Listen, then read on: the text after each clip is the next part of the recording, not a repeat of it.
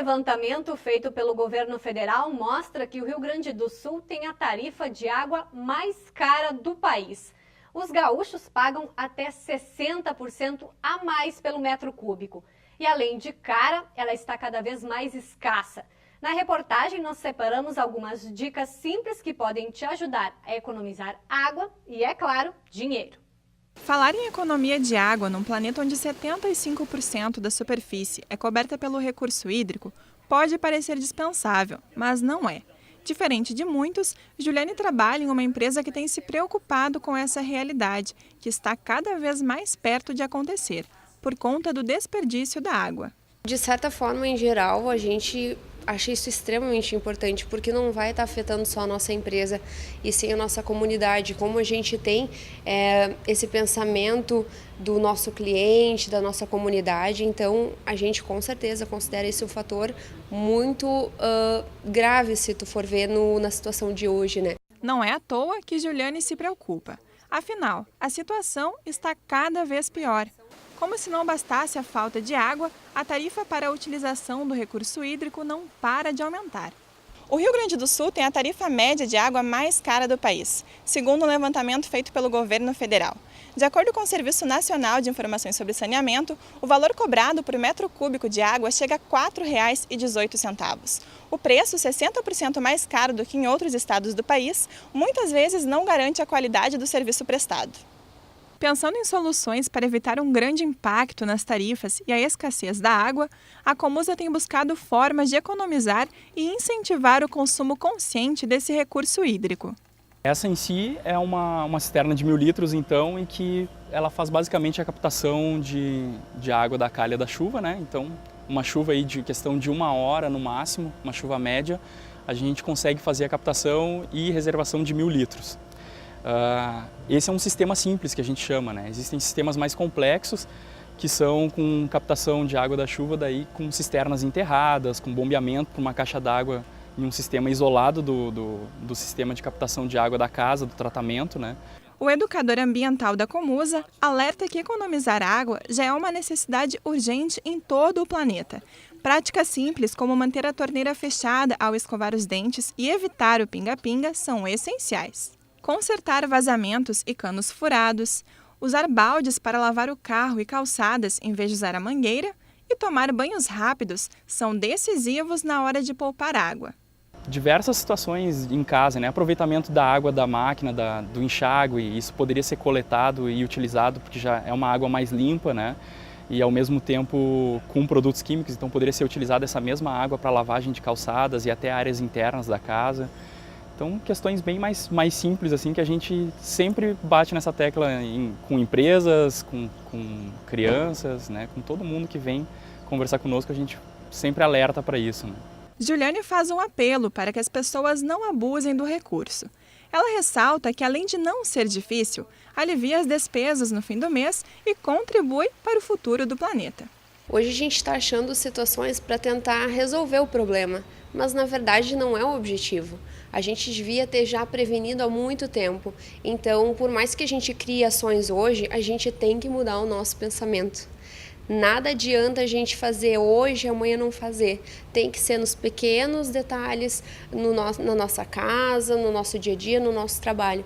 Senão não adianta. Então todo mundo tem que se juntar ali, arremangar as mangas e fazer a diferença. Nos últimos meses, o Brasil vem sofrendo com a escassez de água doce, especialmente na região sudeste. E por isso, a população vem sendo cobrada para ser mais consciente em relação ao uso.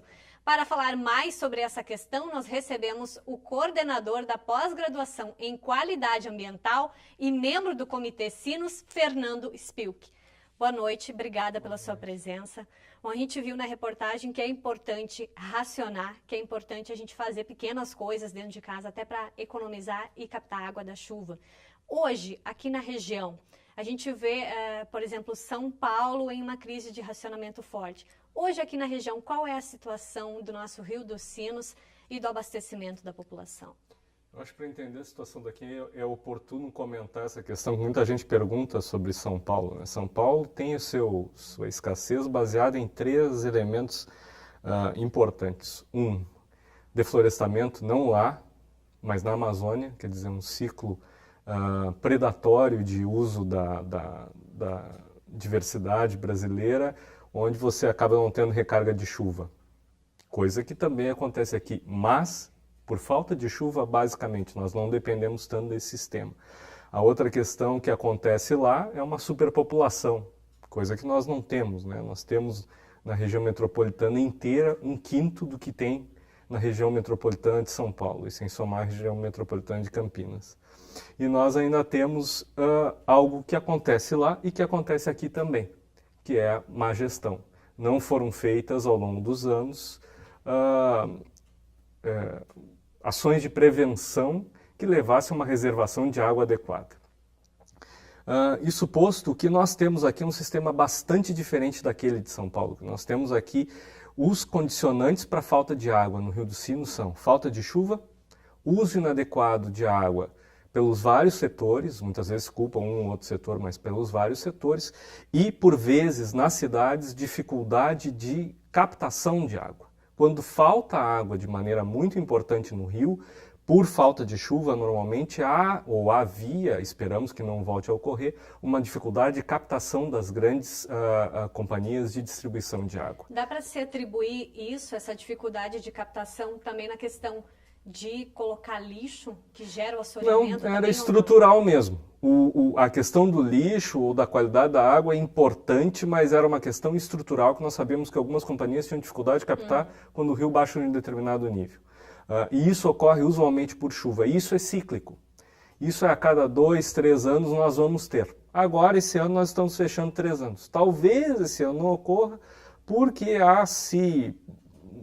ao ocorrerem os cenários que estão previstos, a gente deve ter um ano bastante chuvoso lá no final do ano. Mas o problema básico nós temos um problema de falta de reservação de água, nós temos uma região onde nós não temos cuidado em preservar a água, quase como não temos cuidado em cuidar da água, e nós temos sim necessidade de implementar na área urbana medidas de prevenção ao desperdício. Para teres uma ideia, na última grande seca, que foi há 2 anos atrás, em dezembro, quando houve racionamento de água, houveram alguns relatos de redução nas casas, né, nos domicílios, nos apartamentos, etc., na região de Novo Hamburgo, São Leopoldo, de até 70%.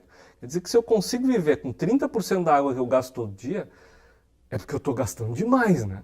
Então, tem que ter uma tomada de consciência nossa, não só quando falta água, sem dúvida. Não obstante, não adianta a gente preservar a água se não forem feitas medidas para que, quando nós preservamos, de fato, essa água fique reservada em algum lugar. Dá para se dizer que essas pequenas coisas que se faz dentro de casa, como, sei lá, captar uma água da chuva para lavar o quintal, isso realmente, efetivamente, funciona? Ou é uma parcela pequena? Precisaria ter em conjunto ações, por exemplo, da empresa de captação? Se todos fizerem, sim.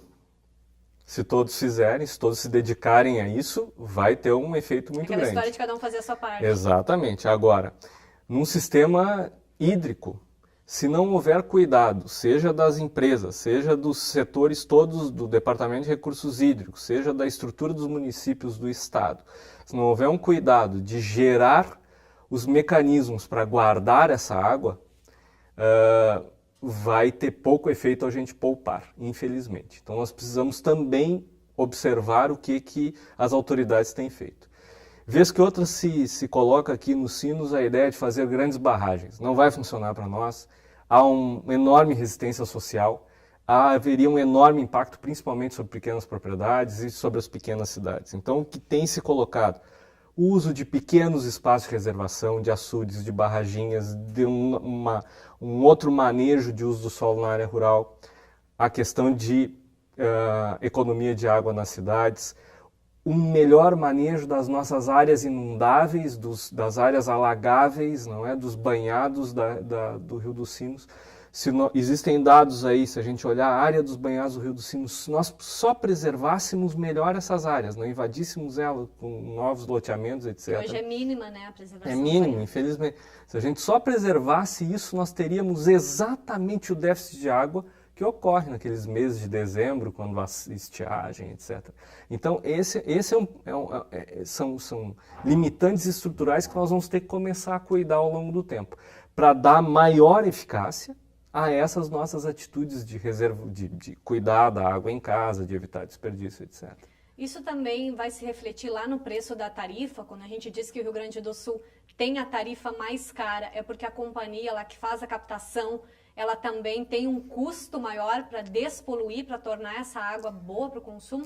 Eu acho que o custo está mais relacionado no Rio Grande do Sul, sim, à qualidade da água do que a propriamente dito a questão de disponibilidade. Nós temos estiagens no Rio Grande do Sul, mas nós raramente temos secas no Rio Grande do Sul, né? Diferente do que ocorre, por exemplo, no Nordeste. Não né? tão prolongadas. Não tão prolongadas, etc. Então, uma coisa que nós precisamos cuidar é com isso, é questão de qualidade. Há algo que talvez passe aí por trás, que é o seguinte: as companhias gaúchas talvez estejam mais atentas para a questão da qualidade da água que chega e da qualidade da água que elas fornecem. E por isso elas acabam investindo ou colocando mais insumos para melhorar a qualidade dessa água. Nós também temos um problema local, que a nossa Bacia dos Sinos ainda tem uma qualidade de água muito baixa na água bruta. Então, onera mais ainda o sistema. Tudo isso é um sistema que precisa ser mais observado, mais cuidado, para a gente alcançar níveis de tarifa, etc., num nível mais compatível com a realidade nacional. Essa qualidade, quando se fala da qualidade da água, no Rio dos Sinos ela vem piorando ao longo dos anos ou algumas ações vêm conseguindo reverter isso? Eu sou quase voto contrário à maioria, mas eu acho que ela vem melhorando.